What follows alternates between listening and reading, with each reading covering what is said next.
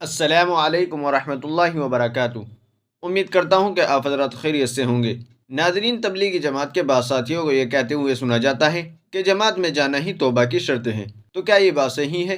اس سلسلے میں شریعت مطہرات کا حکم کیا ہے؟ تو چلیے اس کی تحقیق کے لیے ہم دارالعلوم دیوبند کا فتویٰ دیکھ لیتے ہیں۔ فتویٰ دیکھنے سے پہلے آپ سے چھوٹی سی گزارش ہے، ویڈیو پسند آئے تو لائک اور شیئر کر دیجیے گا اور چینل کو سبسکرائب کر لیجیے گا۔ تو چلیے فتویٰ دیکھ لیتے ہیں۔ چنانچہ کسی سائن نے دارالعلوم دیوبند سے سوال کیا ہے، کیا توبہ کے لیے تبلیغی جماعت میں نکلنا توبہ کی شرط ہے؟ کیونکہ بہت سارے جماعت کے احباب مذکورہ بات پر مصر ہے۔ تو چلیے دیکھتے ہیں دارالعلوم دیوبند نے اس کا کیا جواب دیا ہے۔ بسم اللہ الرحمن الرحیم۔ توبہ کی حقیقت ہے اپنے گناہوں سے لوٹنا، واپس آنا اور اللہ تعالیٰ کی طرف متوجہ ہونا۔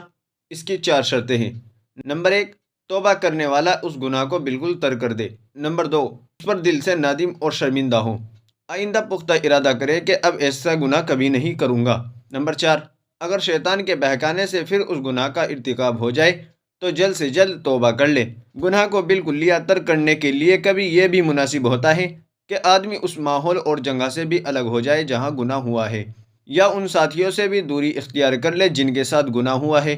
اس کے لیے ہر شخص اپنے حال کے مطابق یا شیخ و مصلح کے مشورے کے مطابق ماحول اور جگہ تبدیل کر سکتا ہے، لیکن یہ توبہ کے لیے شرط نہیں ہے بلکہ سبب مفید کے درجے میں ہے۔ متعین طور پر تبلیغ میں نکلنے کو توبہ کی شرط کہنا درست نہیں ہے، گویا عمومی حکم کے ایک فرد کی حیثیت سے یہ بھی داخل ہوا۔ واللہ تعالی عالم۔ دارالفتہ دارالعلوم دیوبند۔ ناظرین، امید ہے کہ مسئلہ آپ کی سمجھ میں آ گیا ہوگا۔ ویڈیو اچھی لگی تو لائک کرے، شیئر کرے اور چینل کو سبسکرائب کر دیجیے گا۔ تو چلیے پھر ملتے ہیں کسی دوسری ویڈیو میں۔ السلام علیکم ورحمۃ اللہ وبرکاتہ۔